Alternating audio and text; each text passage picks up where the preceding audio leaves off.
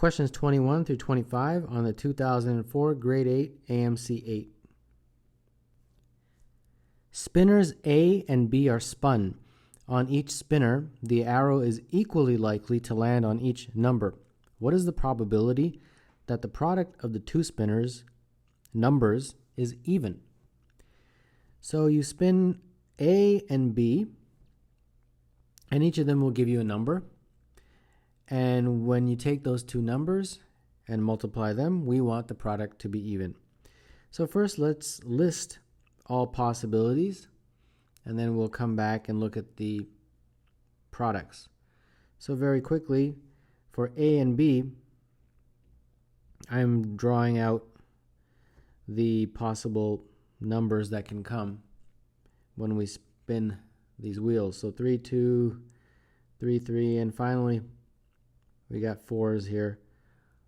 4, 1, 4, 2, and 4, 3. Okay, so now let's look at the products. What are the products? This is 1, 2, 3. This is 2, 4, 6. The products here are 3, 6, and 9, 4, 8, and 12. Now, each of these scenarios is equally likely. So how many are there in total? 1, 2, 3, 4, 5, 6, 7, 8, 9, 10, 11, 12. So the denominator, since it's a probability question, will be the total, and that's 12. Now we want the scenarios where the product is even. Okay, which one of these has an even product? 1, 2, 3, 4, 5, 6, 7, 8. So 8 of them. So 8 over 12 is the probability. And in lowest terms, that would mean 2 over 3. So number 21, the answer is D. At a party, there are only single women and married men with their wives. The probability that a randomly selected woman is single is 2 over 5. What is the fraction of the people in the room that are married men? So we have single women, married women, and married men. Now, since the men are with their wives, the number of married men equals the number of married women, right? Because those are couples that have come together. And let's see, they tell you that the probability that a randomly selected woman is single is 2 over 5. So that means that single women over the total number of women, which would be single women plus married women, is 2 over 5. Find the fraction of people in the room that are married men. Okay, so let's assign some numbers. If single women over the total is 2 over 5, let's say there's 2 single women. So that means since the total is 5, the number of married women, if this is 2 and this is 2, this has to be 3. So the number of married women is 3. Now the number of married men equals the number of married women, so that's also 3. So now they want what fraction of the people in the room are married men. So married men over the total, which is single women plus married women plus married men, like that. So married men is 3, and the denominator is 2 plus 3 plus 3, like that. And this would be 3 over 8. So 22, the answer is B.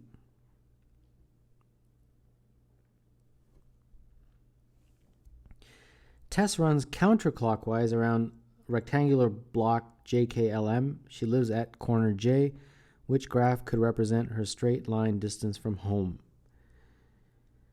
So she is going in this direction, correct? And then in that direction, and then so on, all the way back to J. So let's take this one step at a time. Initially, she goes from J to K, so her distance is increasing, correct? Because she lives here, she lives at J, lives at corner J, and then she's moving away from that. So her distance is increasing. So of all these graphs, initially the distance is increasing except B, because B, it shows a flat line there, so that's not possible. So B's out. Then she's going from K to L, correct? So that means that she is going basically like that. Now, keep in mind that her distance from home is still increasing. You see how that line is getting longer? So her distance is still increasing. But it's not increasing at the same rate. It's increasing, but at a slightly different rate.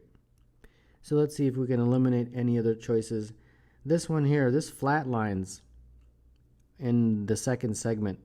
So that's wrong, right? Because her distance is increasing. It's not flatlining. So let's see here. Let's keep going. And then we get to L, and then from L onwards, her distances start to decrease from her house. As she goes from L to M, watch what happens. See, she's originally at L, right? So in L, she's that far from her house. But then as she travels from L, you see how that line is getting smaller? She's getting closer to her house. Initially, she's here at L, whatever that distance is, but watch, as she walks toward M, that green line's getting smaller. Okay? So her third distance, she's getting smaller. And what I mean by that is she's getting closer to her house. And then the very last distance segment, she's going from M back to J. So she's basically coming back home. So her distance from her house will eventually drop down to 0. So which one of these graphs eventually drops down to 0? Meaning she's right back at home. This one does, and this one does. So A's out, and yeah, B and E we eliminated previously. All right, so we got a choice between C and D. Which one? I think you probably already figured this out, but for the sake of the viewers who haven't, let's do this. The first segment, right, is right here. She's going away from her house from J to K. Then the next segment is right here, which is K to L. And then she starts moving in that direction from L to M, getting closer. And because she's getting closer to her house, the distance starts to decline because this distance represents the distance from her house. And then finally, she goes from M all the way back home, which means she comes right back to where she began. So D perfectly describes that scenario, and therefore number 23, the answer is D. In the figure ABCD is a rectangle, and EFGH is a parallelogram. Using the measurements given in the figure, what is the length D of the segment that is perpendicular to HE and FG? So here is that diagram blown up a bit, and they want you to find D right here.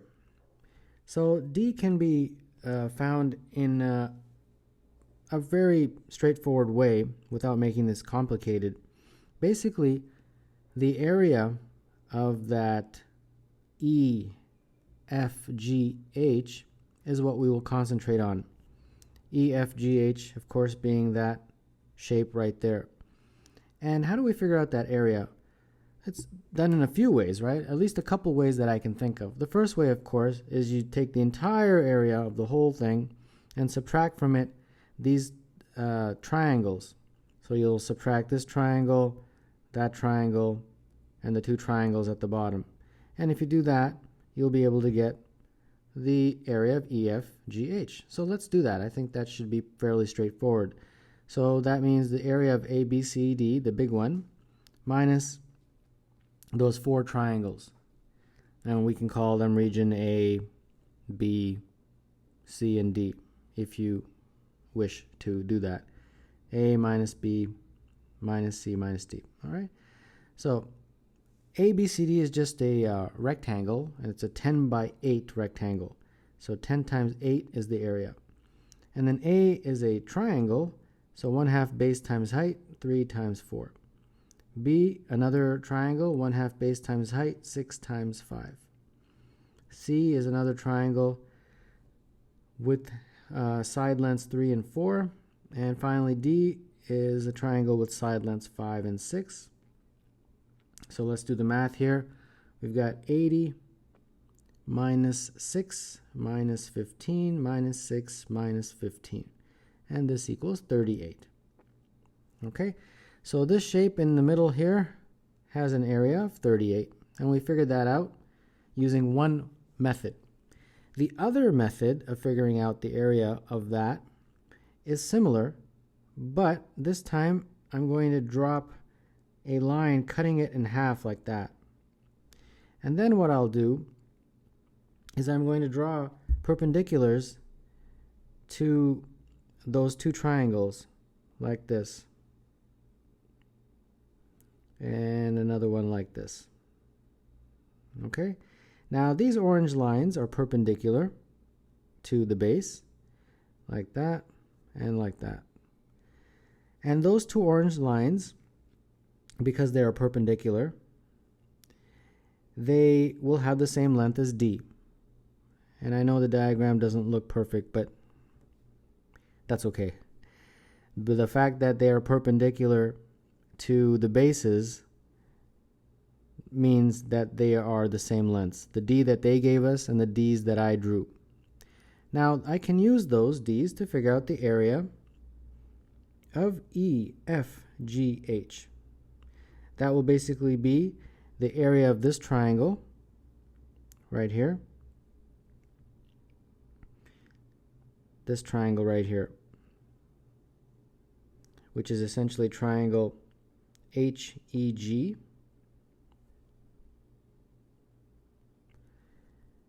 and the other triangle, which is right here,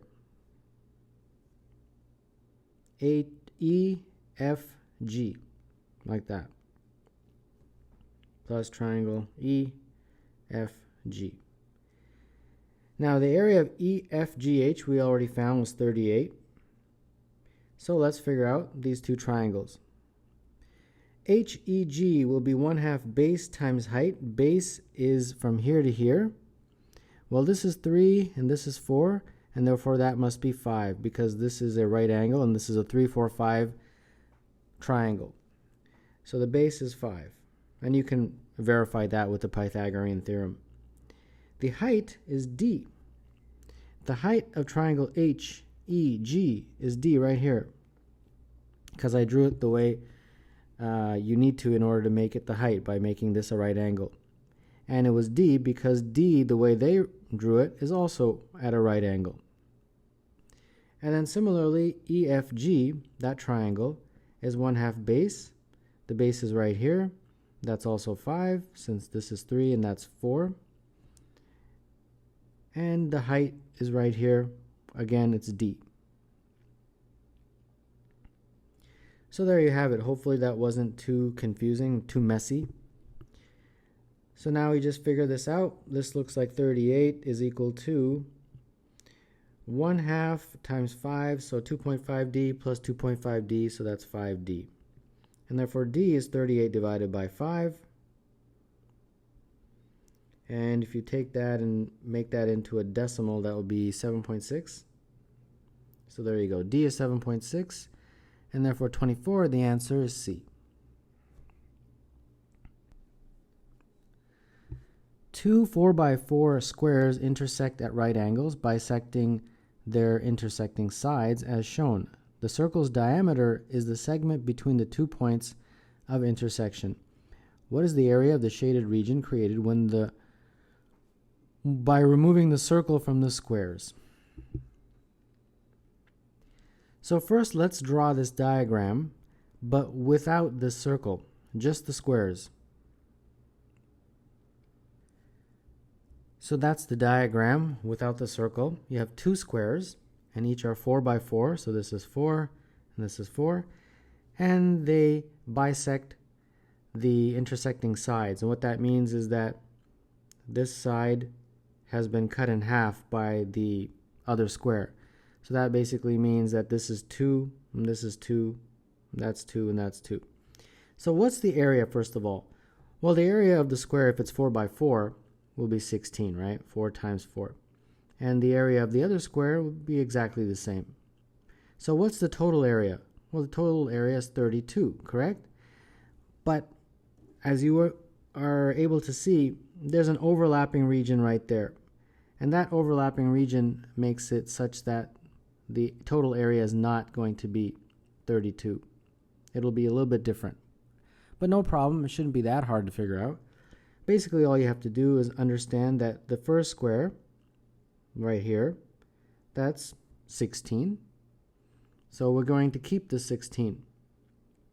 The second square, however, is not really a full square.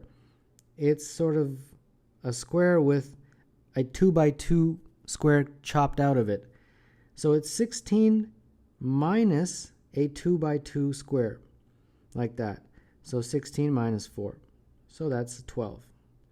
So if this whole thing was 16, right here, I'll color it in red. That whole thing is 16. This blue one is 12. Okay? So that means 12 plus 16, those two squares make a shape that has an area of 28. So that's the first part of the question. Now we get to the circle. And the circle, I'll just keep this one right here. I'm going to draw the line basically that represents its diameter, which is right down the middle like that. Now this diameter, D,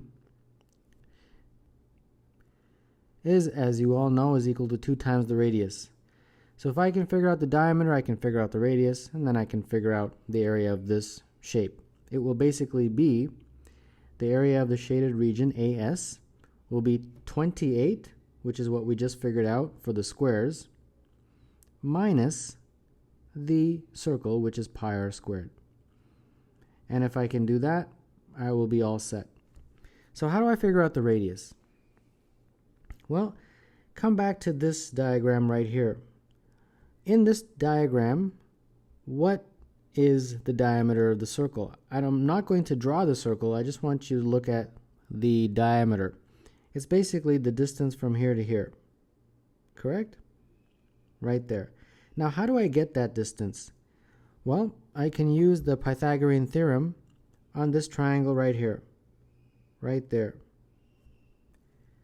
So to avoid messiness, I'll take that triangle and I'll draw it here on the side. Basically that triangle right there. And if you label the sides, it was 2, 2, and this side represents our diameter. And that is, of course, a right angle because it was basically the corner of a square. So now you can figure out D using Pythagoras. 2 squared plus 2 squared is equal to D squared. And therefore, this is 4 plus 4 is equal to D squared. And therefore, D squared is equal to 8. And that gives me D is equal to the square root of 8. So D is equal to the square root of 8 right there. And the square root of 8 can also be written as 2 root 2, as you know. All right, there you go. We've got the radius. If 2r is equal to 2 root 2, that means r is equal to root 2, like that. So let's plug that into right here. So we get 28 minus pi r squared is root 2 squared. So that means 28 minus root 2 squared is just 2. So that becomes 2 pi. And that is the area of the shaded region. So number 25, the answer is D.